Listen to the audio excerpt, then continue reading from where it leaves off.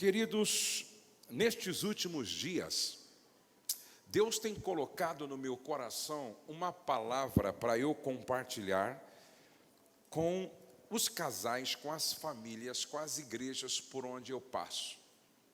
E essa palavra tem tudo a ver com o meu ministério. Há 29 anos que eu viajo pelo Brasil e o mundo, pregando uma mensagem que tem a ver com a implantação da cultura do reino de Deus nas famílias. Com a implantação da cultura do reino de Deus nas famílias. Eu quero que vocês entendam uma coisa. Deus não quer te levar para o céu agora. O céu é muito bom, mas eu acho que quem quer ir para o céu hoje à noite aqui, levante a mão. Então, o Senhor vai te chamar esta noite para a glória, então. Brincadeira, gente. O céu é muito bom, mas ninguém quer ir para lá antes do tempo, não é verdade?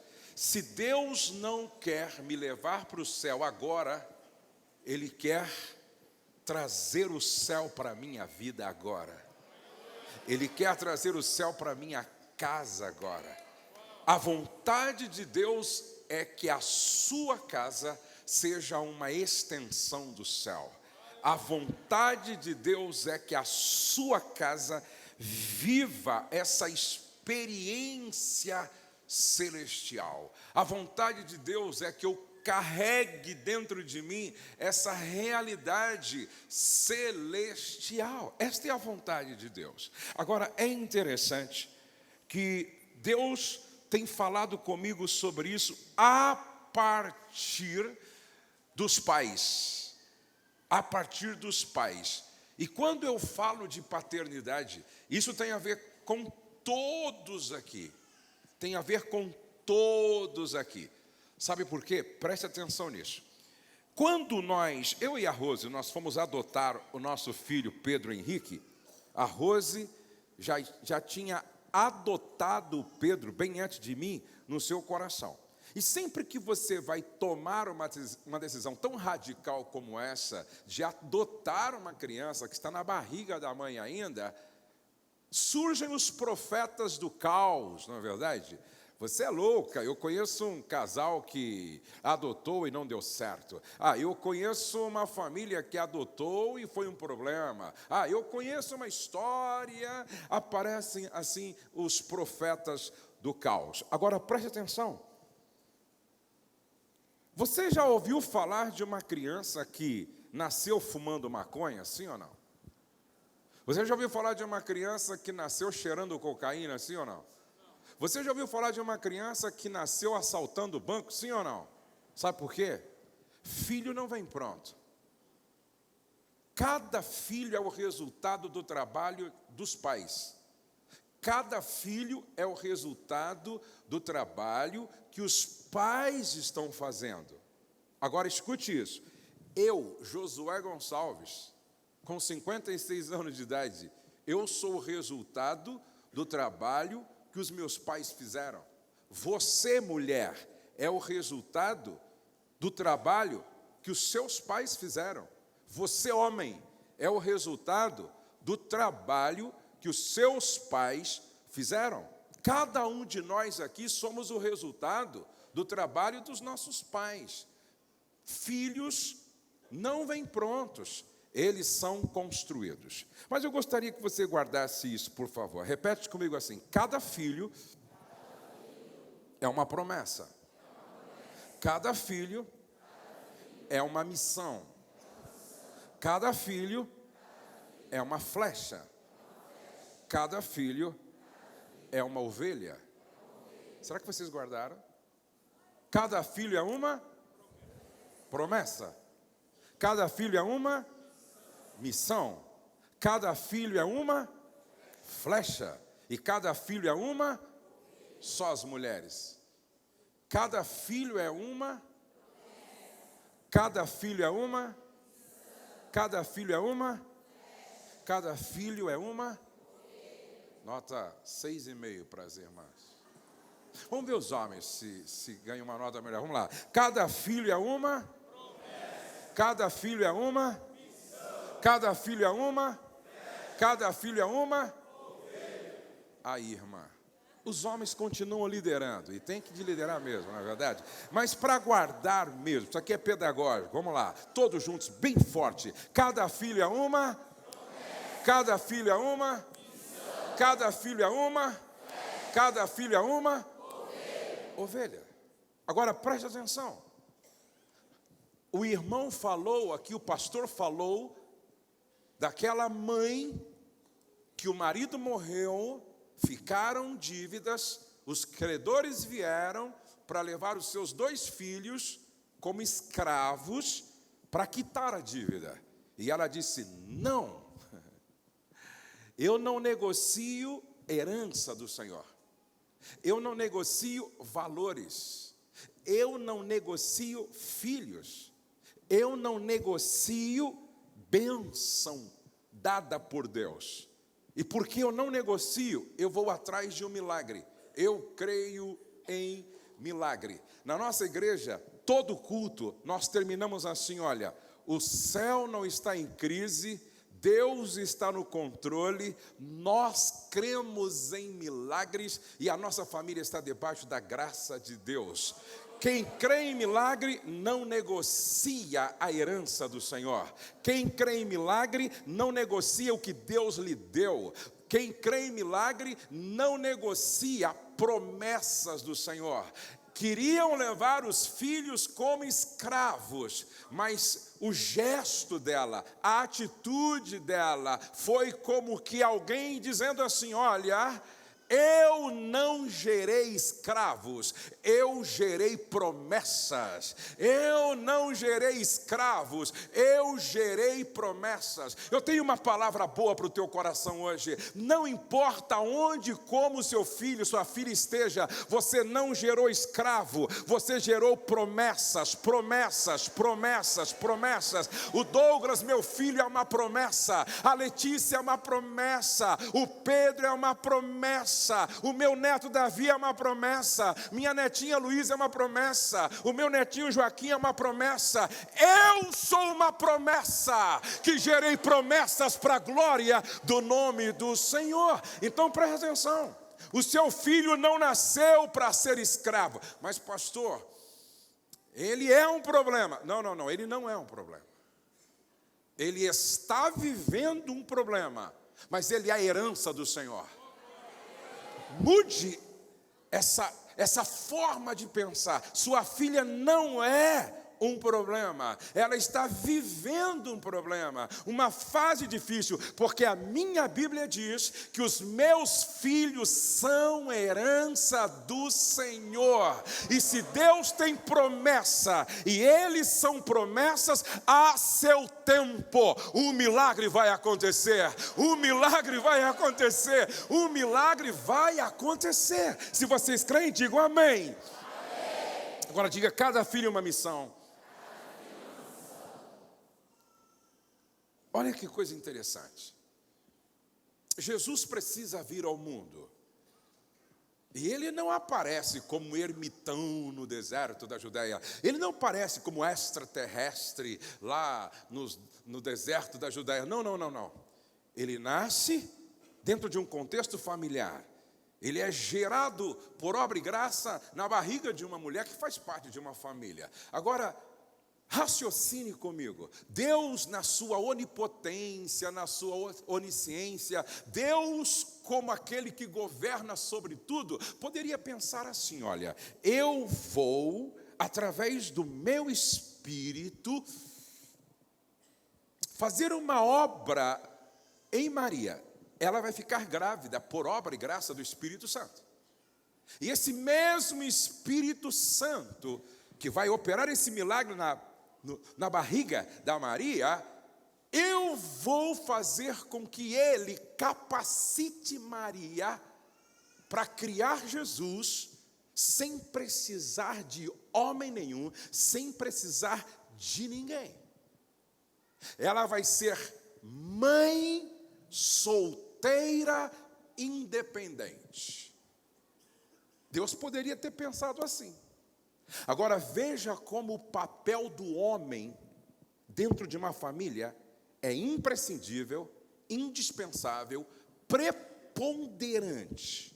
Deus chama José e diz: você vai ser o pai adotivo do meu filho, porque a figura do homem não pode faltar dentro de uma casa. Nem o meu filho vai crescer sem uma figura de um pai dentro de casa. Eu sou espírito, mas o meu filho, como ser humano, precisa ter uma referência masculina, precisa ter uma referência de pai, precisa ter uma referência de macho, precisa ter uma referência de homem, precisa ter uma referência paterna. Preste atenção como isso é sério. Agora, preste atenção. Deus chama José e dá para ele uma missão.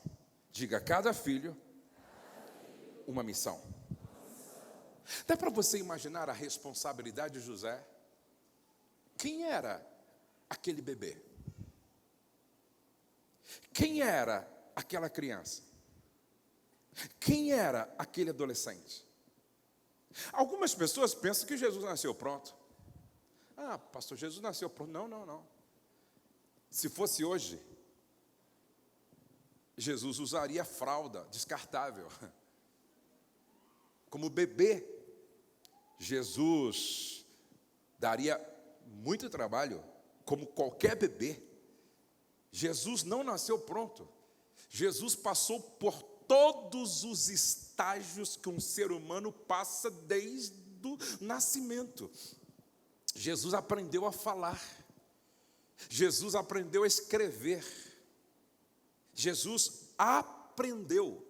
Isso está na Bíblia em Hebreus. Jesus aprendeu. Agora, dá para você imaginar a responsabilidade de José, tipo: eu não posso errar na minha missão, porque eu estou criando uma criança que carrega dentro de si um plano eterno, carrega dentro de si um propósito eterno.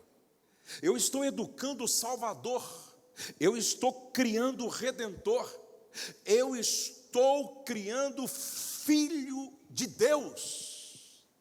Se eu errar na minha missão, todo o projeto da redenção ficará comprometido. Se eu errar na minha missão, todo o plano eterno elaborado antes da fundação do mundo ficará comprometido. Eu não posso errar na minha missão. José tinha consciência da sua responsabilidade no cumprimento da missão. E você pensa que com você é diferente? Você pensa que comigo é diferente? Deus pegou a Letícia e disse assim: Josué, esta é uma missão, cria a Letícia para mim. Deus pegou o Douglas e disse: Josué, esta é a sua missão, cria o Douglas para mim. Porque a Bíblia diz que os meus filhos, antes de serem meus, são do Senhor. Preste atenção. Herança do Senhor. Vou repetir: herança do Senhor. Então, antes que a Letícia seja minha filha, ela é filha de Deus. Antes que o Douglas seja meu filho, como Jesus é filho de Deus. Antes que o Pedro seja meu filho, como Jesus é filho de Deus. Assim como Deus pegou Jesus e disse para José: esta é uma missão, cria ele para mim, para que ele cumpra um propósito eterno. Deus pegou a Letícia, o Douglas e o Pedro, de Josué e Rose: cria estes meus filhos para mim. A questão é a seguinte: qual é o propósito que a Letícia carrega dentro dela? Propósito eterno. Qual é o propósito que o Douglas carrega dentro dele? Qual é o propósito que o Pedro carrega dentro dele? Quem me garante que por trás desse menino que você está cuidando não está um novo apóstolo Paulo? Quem me garante que essa menina que você está cuidando não é uma nova Débora? Lembra lá do livro de Juízes? Não é uma nova Maria que vai cumprir um propósito eterno de Deus? Quem me garante que você não está criando um novo Lutero, um novo apóstolo Pedro, um novo Tiago, um novo João? Quem me garante? Agora preste atenção. Qual era a missão de José? Criar Jesus para Deus, educar Jesus para Deus, formar Jesus para Deus. Qual é a minha missão? Presta atenção, qual é o grande sonho eterno de Deus? Ter uma família com milhões de filhos parecidos com Jesus. Presta atenção, qual é o grande sonho de Deus?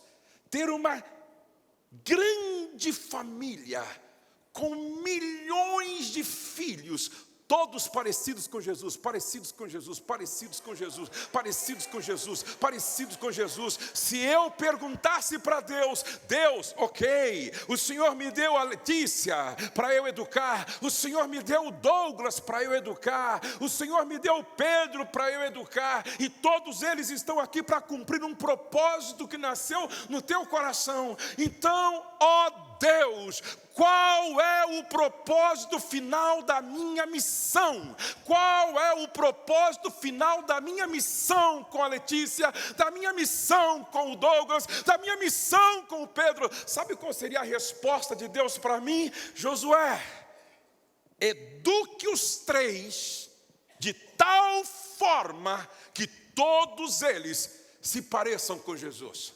Porque se você fizer isso, você cumpriu a sua missão. Sabe qual é a vontade de Deus? Que a sua filha se pareça com Jesus.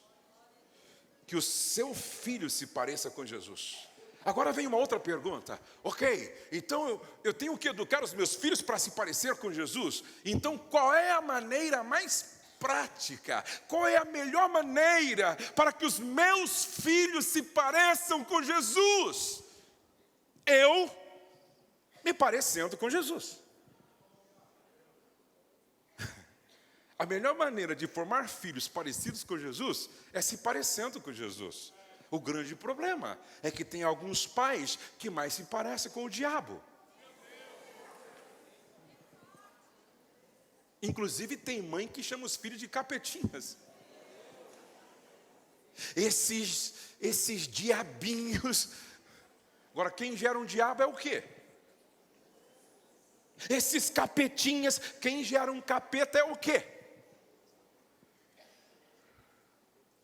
A pergunta difícil hoje é: o seu comportamento como pai manifesta Jesus ou o diabo?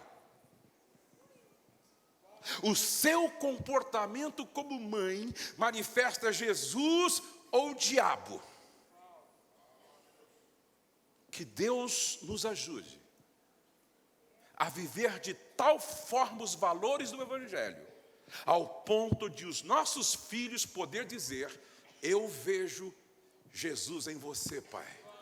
Eu vejo Jesus em você, mãe.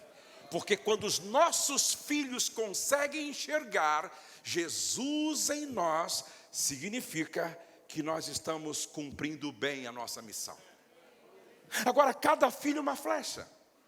A Bíblia diz assim: como flecha, Salmo 127, como flecha nas mãos do guerreiro, assim os filhos da mocidade. Feliz o homem que enche deles a sua aljava. Em uma aljava cabia 5 flechas. Seria esse o número ideal de filhos para ter? 5 flechas. Eu costumo dizer o seguinte: Se a família é boa, tem que ser grande. Eu vou repetir. Se a família é boa, tem que ser grande.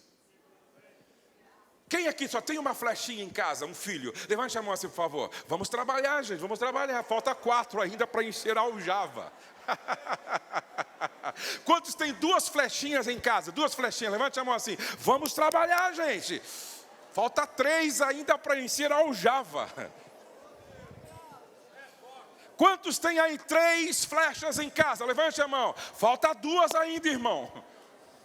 Quem tem 4 flechas aí em casa? Levante a mão assim. Falta só uma para encher a aljava, então. Quem tem 5 flechas em casa? Levante a mão.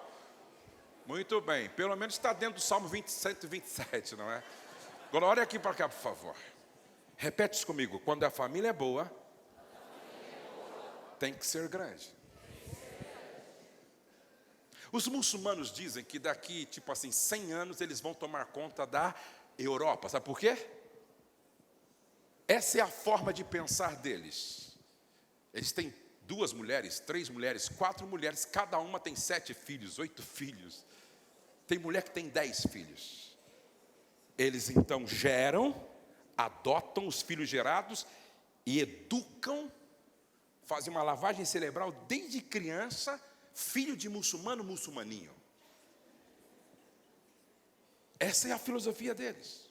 Muitos filhos muito bem educados na teologia islâmica. Eles dizem que daqui a 300 anos, gerando tantos filhos assim, eles vão tomar o mundo. E nós? Presta atenção em nós. Por isso que família cheia do Espírito Santo tem que ser grande. Porque se for 5 missionários, 5 pastores, 5 profetas, 5 discípulos cheios do Espírito Santo. É por isso, essa também era a mentalidade judaica. Os judeus ortodoxos querem ter muitos filhos, porque para eles, quanto mais filhos, mais bênçãos em casa. Os judeus nunca viam filhos como problema. Viam filhos como bênção, bênção, bênção, bênção, bênção. Feliz o homem que enche deles a sua aljava. Agora, quando a gente fala de flecha, presta atenção, cada filho diga uma flecha. Vamos recapitular, vamos ver se vocês estão comigo, tem que ser pedagógico aqui. Vamos lá. Primeiro, cada filho uma promessa. Cada filho uma missão. Cada filho uma flecha. Quando a gente pensa na flecha, primeiro a gente tem que pensar em guerra, porque o salmo está falando, a ilustração é de guerreiro, flecha, guerra.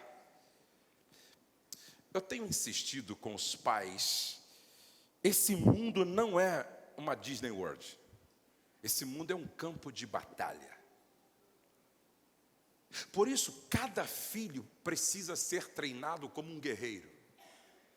Cada filha precisa ser treinada como uma guerreira. Me entende? Por exemplo, quando eu vou para Israel, eu sempre vou a Israel, levo uma caravana de casais, eu acho maravilhoso, porque lá em Israel, todos os meninos vão para o exército e todas as meninas vão para o exército, todos. Aí você chega lá, aquele exército maravilhoso, aquelas meninas, aqueles rapazes todos assim, com aqueles fuzil, metralhadora, responsáveis, disciplinados, treinados, guerreiros, guerreiras. Na minha opinião, no Brasil, todo menino tinha que ir para o exército. Toda menina tinha que ir para o exército. Sabe, gente, na minha igreja talvez é como aqui. Tem umas moças prontas para casar. Já fizeram já se formaram em mais de um curso universitário. Já tem carro, já tem apartamento, tem um bom salário. E aí elas dizem assim, pastor, na minha igreja até que tem alguns rapazes, mas aonde estão os guerreiros? Aí uma disse assim para mim assim, eu até vi um rapazinho assim, achei ele bonitinho, falei, serve para ser meu companheiro conjugal. Quando eu fui conversar com ele, mas não na igreja, em outro lugar, ela disse assim, um rapaz assim, gente boa, mas quando eu fui conversar com ele, ele disse para mim, pastor, eu já tenho namorado. Aonde é que estão os guerreiros? Eu fico preocupado quando alguns pais lidam com os seus filhos como se eles fossem bebês e, na verdade, deveriam já estar emancipados. E aí muitos estão tratando os filhos como se nunca fosse sair de casa e como se o mundo fosse um grande parque de diversão, quando, na verdade, esse mundo é um campo de batalha. Quando a Bíblia fala de flecha, nós temos que pensar em 3 coisas. Primeiro, a preparação da flecha. Segundo, o alvo para esta flecha. Terceiro, o lançamento desta flecha. Primeiro, a preparação da flecha. Segundo, o alvo que essa flecha tem que alcançar. E terceiro, o lançamento dessa flecha. Isso é um papel do pai. Eu não vou me deter aqui, porque isso aqui cabe 1 hora de reflexão. Mas eu quero falar que cada filho é uma ovelha. Repete comigo, cada filho é uma ovelha. Há mais de 30 anos atrás, quando a minha mulher ficou grávida, nesse momento, Deus me ungiu a pastor de um pequeno rebanho chamado família. Quando a sua mulher ficou grávida, Deus ungiu você como pastor de um pequeno rebanho chamado família. Preste atenção. Cada pai deveria lidar com seus filhos com esta consciência. Eu sou pastor de um pequeno rebanho chamado família. Agora escute isso, por favor. Ninguém consegue entender sua missão de pai se não entender o ministério pastoral. Eu vou repetir. Ninguém consegue entender sua missão de pai se não entender o seu ministério pastoral. Me impressiona quando Jesus se coloca na condição de pastor. No Evangelho segundo João, capítulo 10, ele diz assim: o bom pastor dá a vida pelas suas ovelhas. Preste atenção. O bom pastor dá a vida pelas suas ovelhas. Se eu quero aprender a ser pastor, eu preciso olhar para Jesus como pastor. E aí, se eu quero aprender a ser pastor como pai, pai como pastor, eu preciso olhar para o Salmo 23 e entender 3 coisas que a ovelha espera do pastor e que toda filha e que todo filho espera do seu pai. Se não preste atenção no verso de número 2, ele me faz repousar em pastos verdejantes. Toda ovelha espera do pastor provisão. Repete comigo, provisão. Pastos verdejantes. Isso tem a ver com provisão. Preste atenção, irmãos. Todo filho espera do pai provisão. E toda mulher se casa esperando do marido provisão. Ei, quem falou para você que é responsabilidade da mulher ser provedora da casa? Quem falou para você? Você não leu o Salmo de número 128, que está falando sobre um jovem que vai se casar? Salmo 28 está falando de um jovem que está indo para o casamento. Então, o Salmo 28 diz assim, ó: bem-aventurado aquele rapaz que teme ao Senhor e anda nos seus caminhos, e do trabalho das mãos dos pais comerás. Não. Do trabalho das mãos do sogro comerás. Também não. Do trabalho da mulher comerás. Não, não, não. Do trabalho de tuas mãos comerás. Antes de você se casar, se lembre, casamento é para homem que tem consciência de que ele será o provedor das demandas da casa.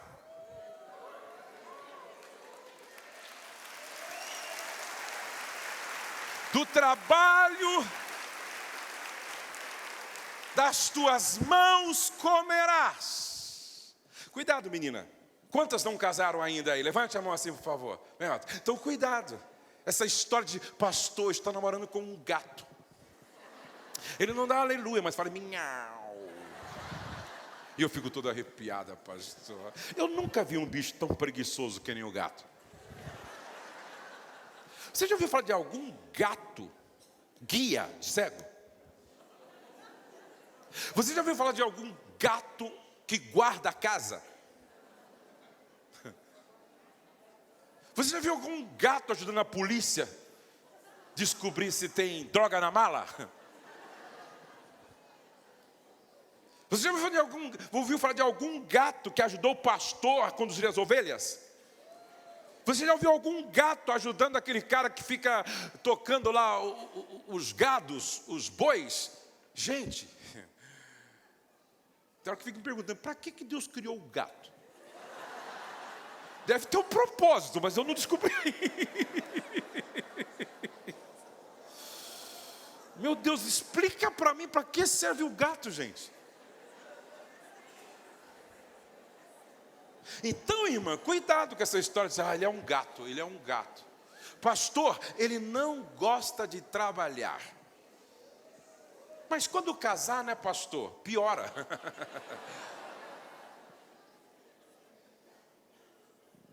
O casamento não muda, apenas revela. Presta atenção, se não gosta de trabalhar solteiro, quando casar piorou, porque vai ter você para sustentar ele.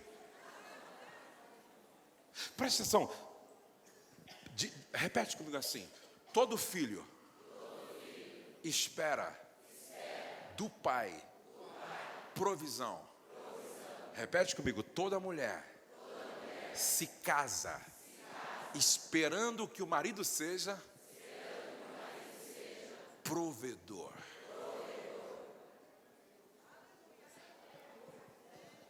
Ele me faz repousar em pastos verdejantes. Um filho que cresce sem um pai provedor terá problema, porque ele não teve um modelo saudável. E nós reproduzimos padrão de comportamento, ou padrões de comportamento.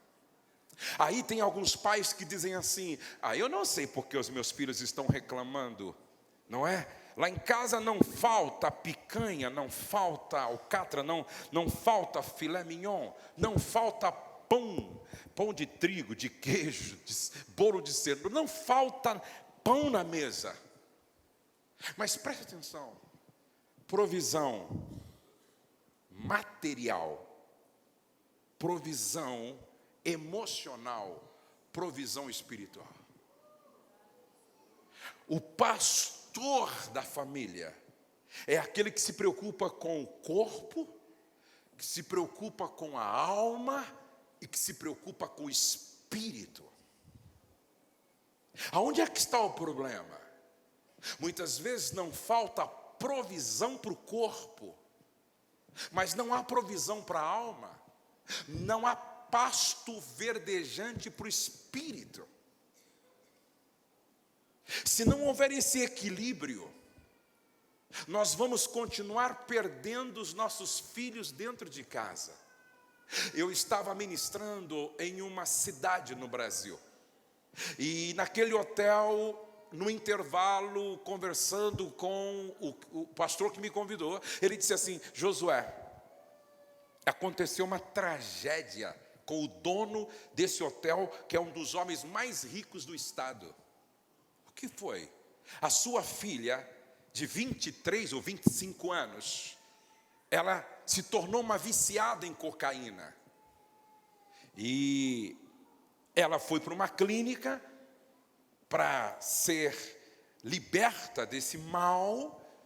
Ela ajudava o pai como uma das responsáveis na administração do hotel, um hotel muito grande. Mas ela se afastou, depois voltou, mas tinha recaídas. Um dia ela chegou em casa, que era um apartamento que ficava, se não me falha a memória, no 15º andar. Ela chegou em casa com o seu carro, o pai estava próximo do lugar de estacionar. Ela chegou para o pai e disse: pai, eu não estou bem, o senhor estaciona o carro para mim? Ele pegou o carro e foi estacionar. E não sei se era subterrânea ali, tinha a garagem do prédio subterrânea. Ele foi lá guardar o carro e tal, depois voltou. E quando ele estava voltando, a filha subiu rápido para o apartamento onde eles moravam. E ela foi até o seu quarto e saiu até onde ficava assim uma proteção de nylon. E ela simplesmente cortou a proteção.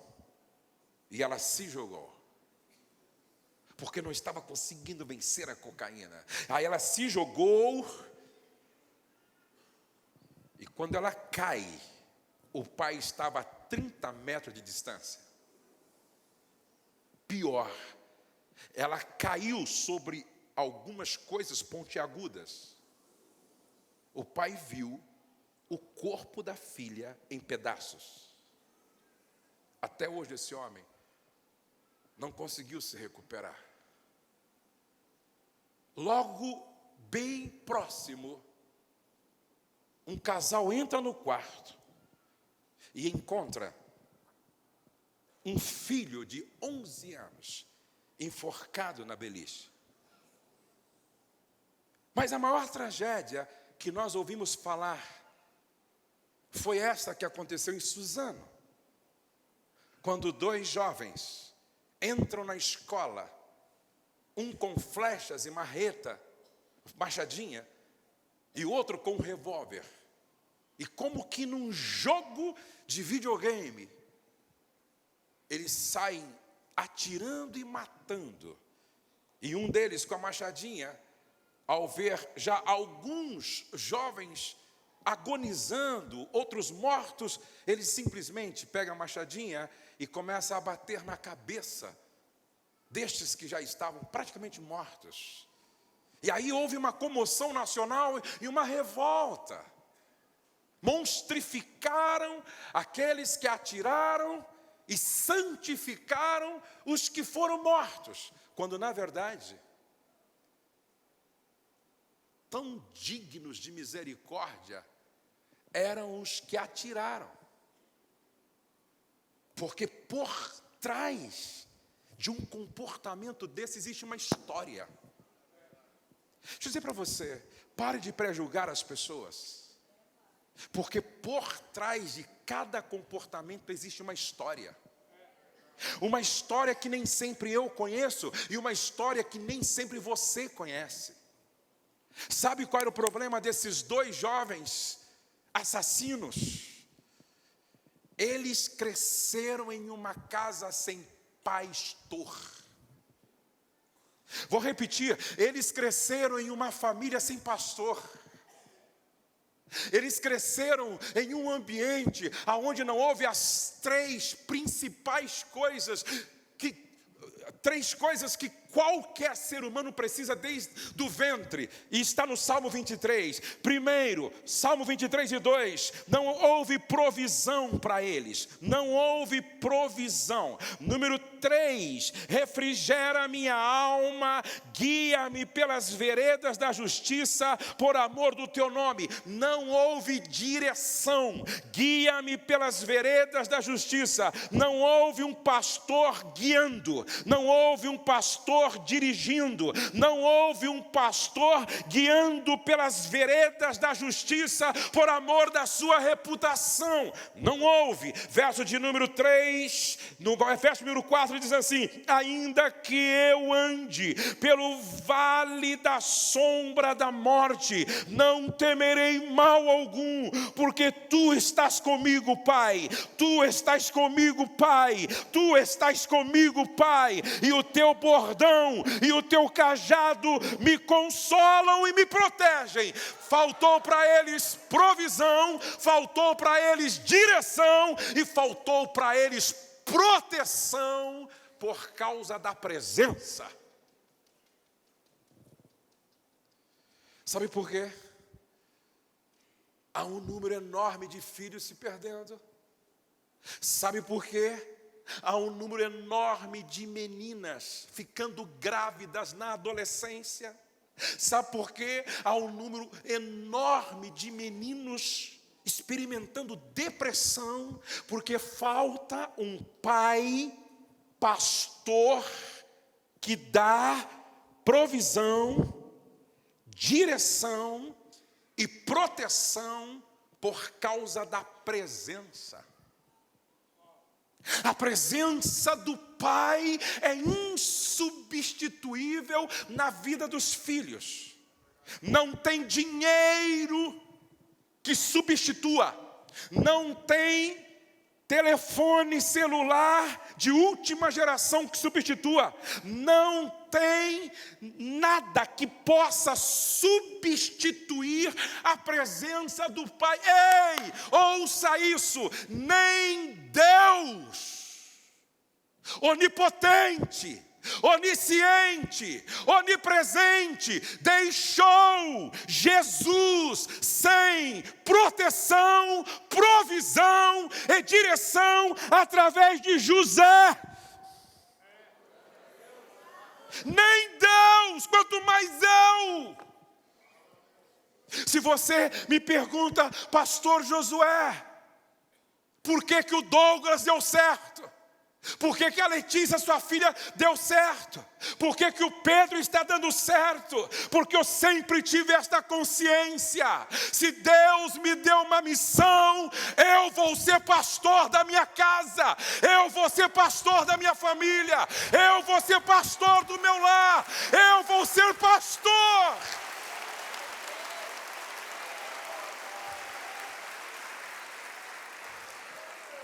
Não pode faltar pão na mesa, mas não pode faltar pão para a alma.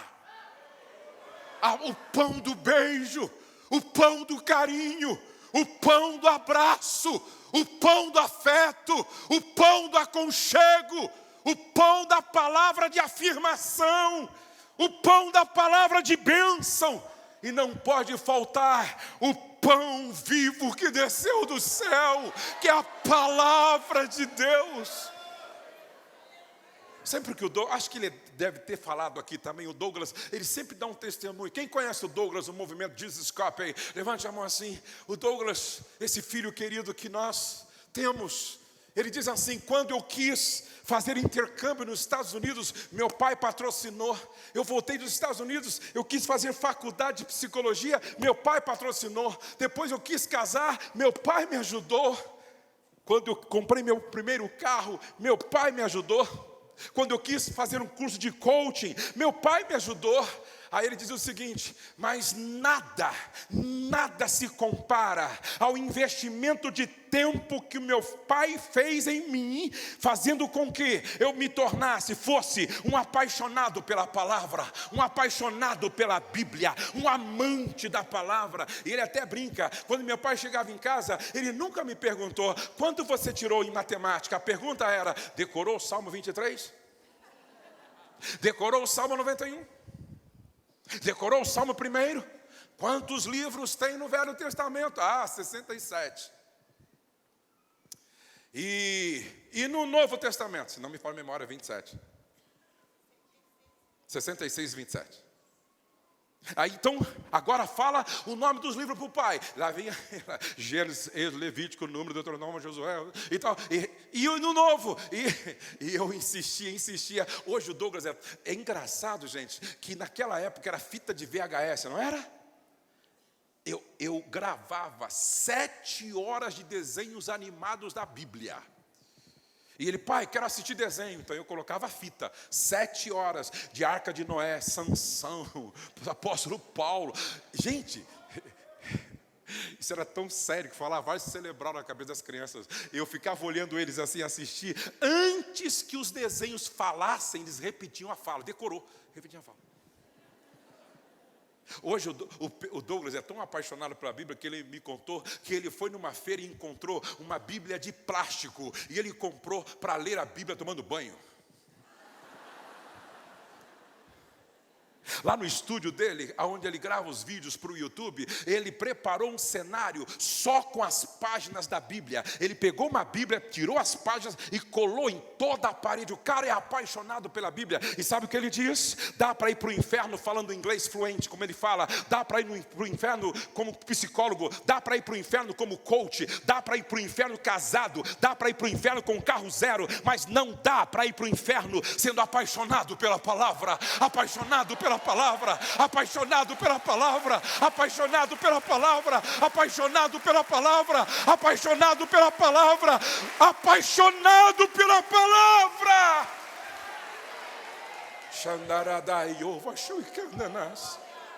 Há um mover da glória de Deus neste lugar. Há um mover do Espírito Santo neste lugar. Você não veio aqui por acaso. Foi o Espírito Santo que te trouxe aqui. Porque Deus quer começar um avivamento na sua cozinha. Deus quer começar um avivamento na sua sala. Deus quer começar um avivamento no seu quarto. Deus quer começar um avivamento no seu lar. Deus quer levantar um exército de pais que sejam pastores da sua casa, pastores da sua família. Eu quero terminar, porque o Espírito Santo colocou isso no meu coração hoje. Todo filho espera ser abençoado por seus pais. Todo filho espera ser abençoado por seus pais. Preste atenção. A Bíblia diz assim: a morte e a vida estão no poder da língua.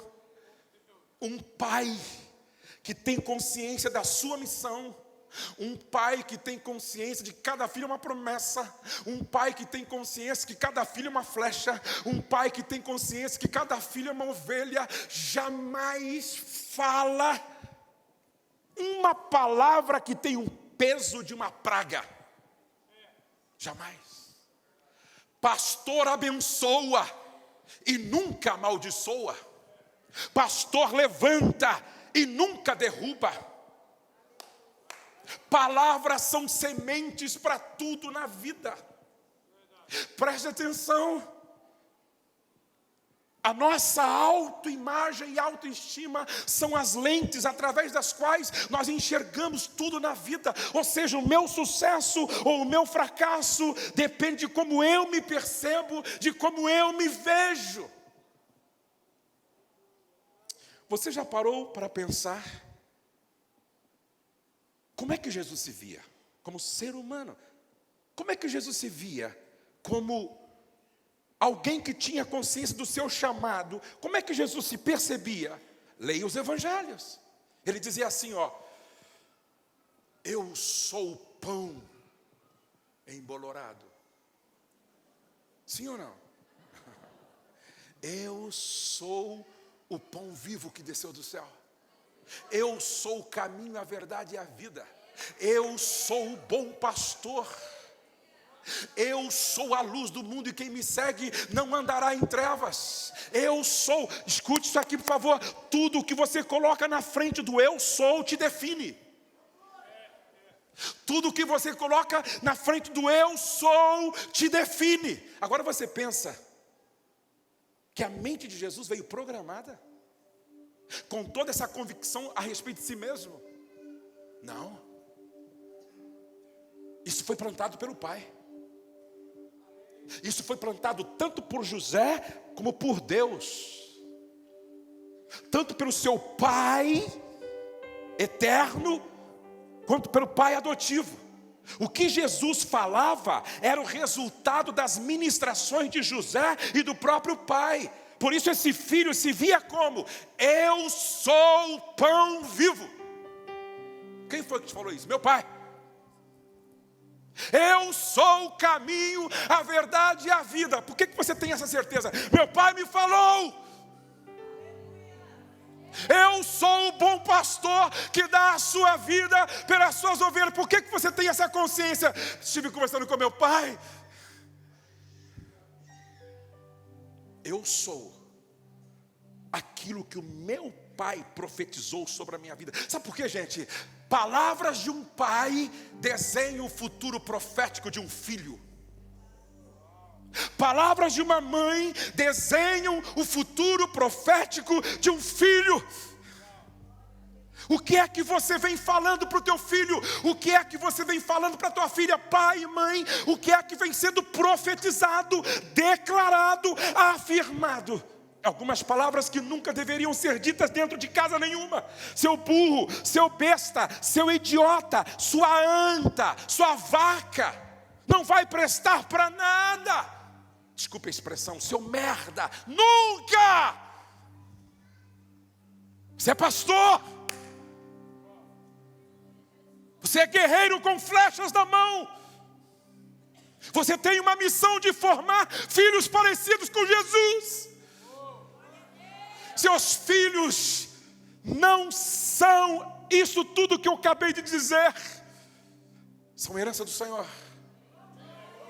Quando os meus filhos nasceram, Letícia nasceu, pegava no colo, nasceu para vencer, nasceu para dar certo, nasceu para a glória de Deus.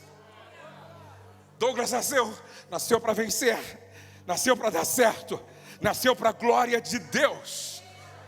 Pedro chegou em casa cheio de traumas intrauterinos, porque foi rejeitado pelos pais, avós, na barriga da mãe. Mas quando chegou em casa a história é outra. Nasceu para vencer, nasceu para dar certo, nasceu para louvor e glória do nome do Senhor. Gente, eu ouvi algo extraordinário lá no nossa conferência Pastor, Discipulando Pastor, da boca do pastor Edmundo. Ele disse algo extraordinário. O que te define não é o seu passado, é a sua origem. O que te define não é o seu passado, é a sua origem. Porque o seu passado começa no ventre da sua mãe, mas a sua origem é a mente de Deus, é o coração de Deus. Antes de você existir no ventre da tua mãe, você já existia no coração de Deus, na mente de Deus. Você não é um erro da natureza, você é uma promessa do eterno. Você é uma promessa do eterno. Você é uma promessa do eterno. É isso que define você, é isso que me define. Aí, quando a Letícia começou a falar, eu estava em casa, eu ia no quartinho dela e eu dizia assim, repete com o pai aí: eu nasci para vencer, eu nasci para vencer, eu nasci para dar certo, eu nasci para dar certo, eu nasci para louvor e glória do nome do Senhor, eu nasci para louvor e glória do nome do Senhor, eu nasci para ser uma bênção, eu nasci para ser uma bênção. O Douglas começou a falar, repete com o pai aí: eu nasci para vencer, eu nasci para dar certo, eu nasci para a glória de Deus. E ele foi crescendo, né? E aí pré-adolescente, eu entro no quarto um dia. E aí? Já sei, pai, nasci para vencer, para dar certo, para a glória de Deus, para ser uma bênção. O Senhor é meu pastor, nada me faltará. Está tudo certo, pai. Não aguentava mais isso. Pedro, mesma coisa. Agora meus netos, a Luísa, o Davi. O meu neto Joaquim, ele tem um pequeno grau de autismo.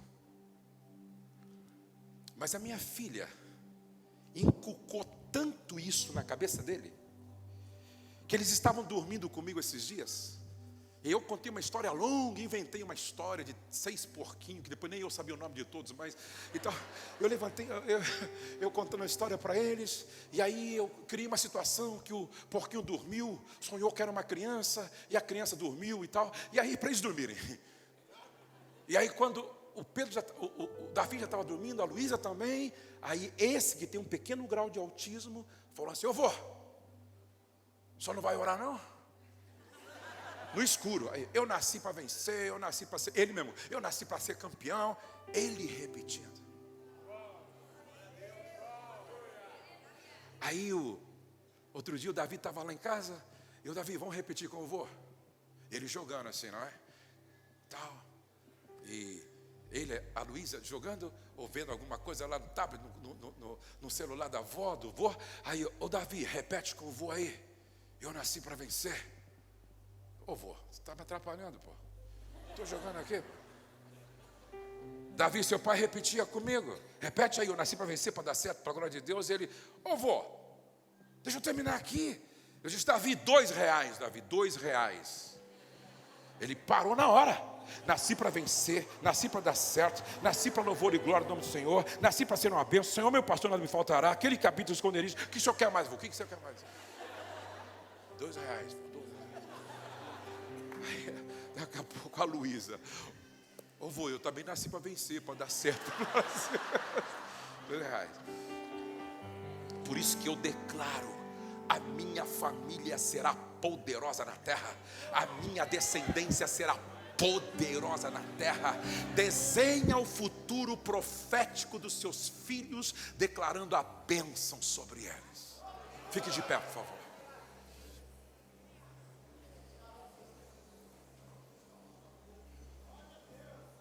Antes que Jacó morresse, a Bíblia diz, todas estas são as 12 tribos de Israel. E isto é o que lhes falou seu pai quando os abençoou. A cada um deles abençoou, segundo a sua bênção. Vem aqui você.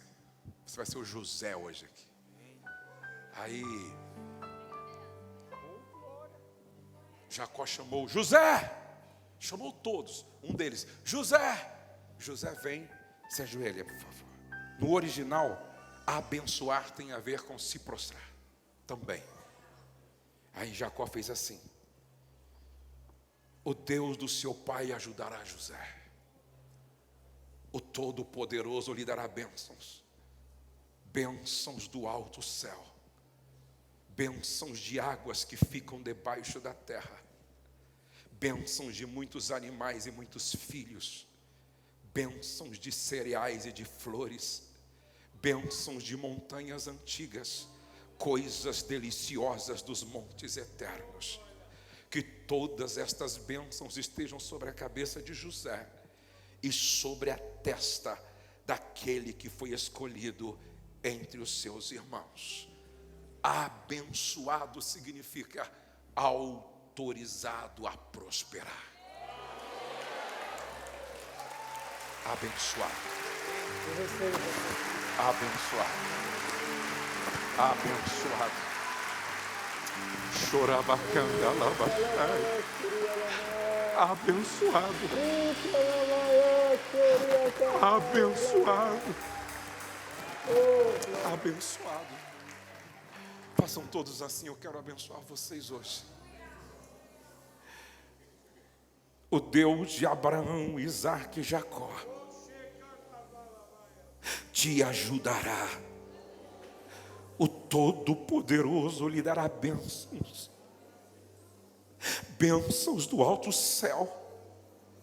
Bênçãos de águas que ficam debaixo da terra. Bênção de muitos animais e muitos filhos.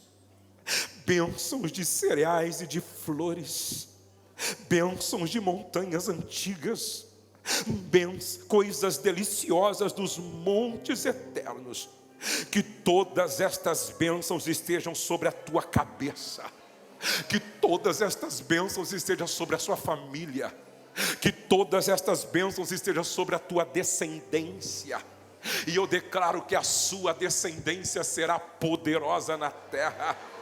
Eu declaro que na sua descendência não haverá prostitutas, não haverá drogados, não haverá traficantes, não haverá pedófilo e nem pedofilia, não haverá suicidas. Eu declaro que na sua descendência haverá homens de Deus, mulheres de Deus, profetas de Deus, discípulos piedosos do Senhor Jesus Cristo, gente cheia do Espírito Santo de Deus. A sua descendência será poderosa na terra. Nenhum dos teus filhos se perderá. As promessas de Deus se cumprirá. Nenhuma das suas flechas cairá no lixo. Elas vão alcançar o alvo dentro do propósito eterno de Deus para a vida delas. Enquanto o grupo vai cantar, agora você está abençoado. E você está abençoado para abençoar. Enquanto o grupo canta, você vai abençoar pelo menos 20 pessoas, dando um abraço e dizendo: abençoado em nome de Jesus. Dê pelo menos 20 abraços e diga: abençoado. E enquanto você abraça, a gente é curada. Enquanto você abraça, a gente é batizada com o Espírito Santo. Enquanto você abraça, há um batismo de alegria acontecendo. Abençoado, abençoado, abençoado. Sou eu para que o grande rei receba.